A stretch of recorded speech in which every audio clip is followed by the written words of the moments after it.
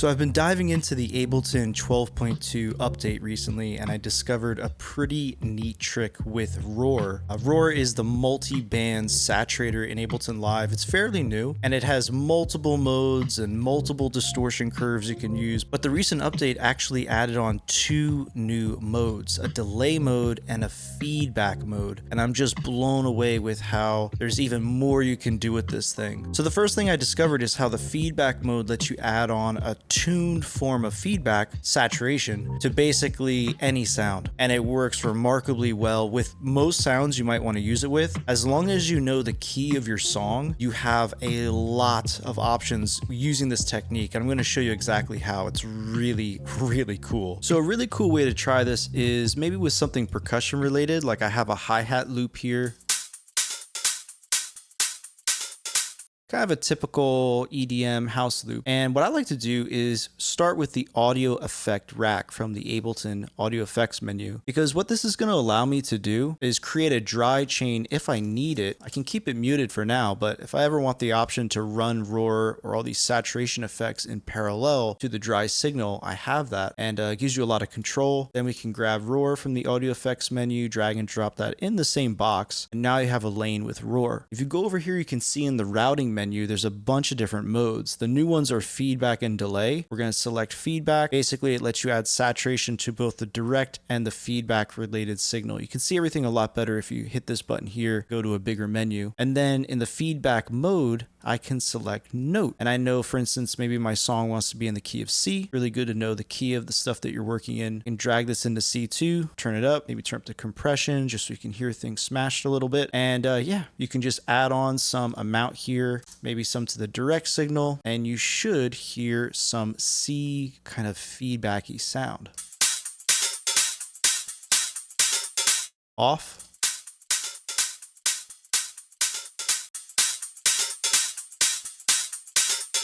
It's really cool, and it has sort of the essence of C that you've kind of infused into the loop, which is really cool. And of course, you can turn up the saturation on the feedback itself, let's say like 10%. Now you can really hear it, and I could turn back on the dry signal, dial this back like 7 or 8 dB.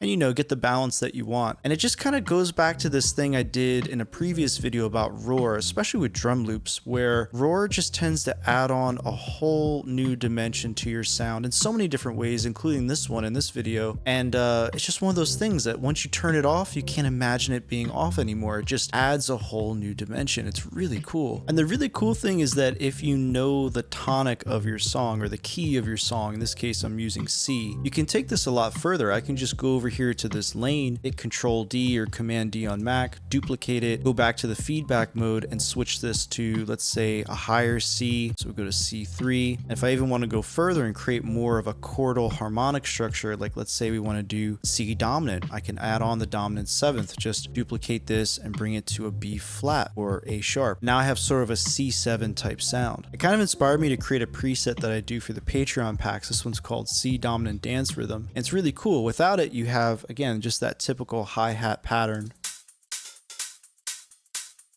Turn this on. And so you've added on this kind of C dominant sound to the loop. You could always turn the dry signal back on, turn these, shift click, turn these down, let's say a couple dB, and kind of mix it in the way that you want. And it's cool because you can also take this idea to kick patterns. So if you have a kick drum like I have right here,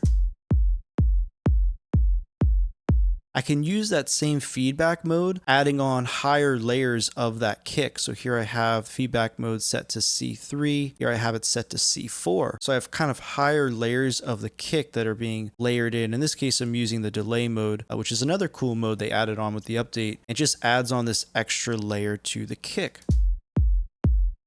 Turn it on.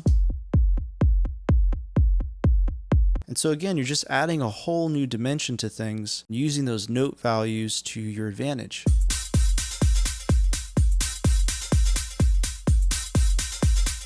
Here with that kick and hi-hat together, I'll turn off the roar layers. You'll hear it dry basically.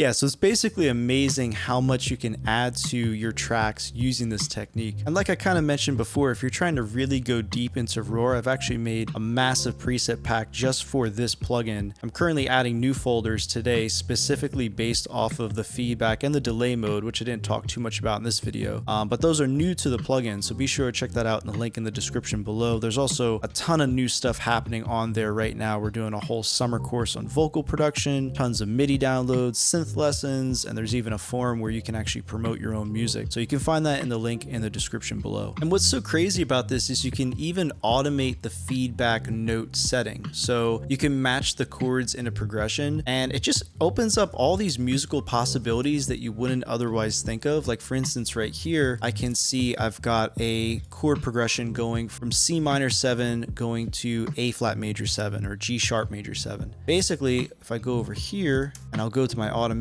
mode, you can see up here, the note value is going to change based on that chord. So maybe we'll go up to a G3, to an F3. So not only are you following the chords, but you can also create a little more of melodic movement in the distortion that you already have, especially if you want to use notes like in the upper registers, it'll stick out more like C3, or C4, or C5. So here's the piano chords, some simple chords. And that's exactly what I'll follow with this feedback effect.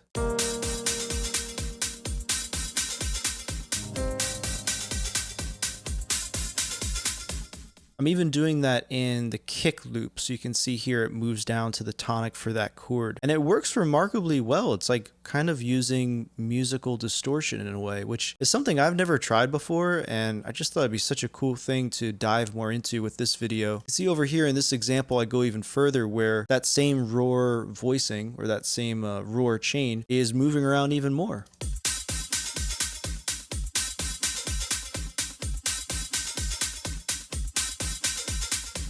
So yeah, I just found this really like a wild idea. The fact that we're in this territory now where you can do kind of musical saturation or musical distortion, these kind of feedback effects. It's a really cool idea. I don't think I've heard of a saturation plugin that let you do something like this that easily or made it that accessible. I could be wrong though. Let me know in the comments if you know a plugin that does something similar to what Roar is doing with this feedback effect, but it's really cool. And yeah, hit the like button and subscribe if you're new here. We do a lot of stuff on music production and vocal production, and there's a link in the description below if you want to get my presets, get a whole lot more too. And yeah, hope you guys found this inspiring and useful. I'll see you guys in the next one. Have fun making your music.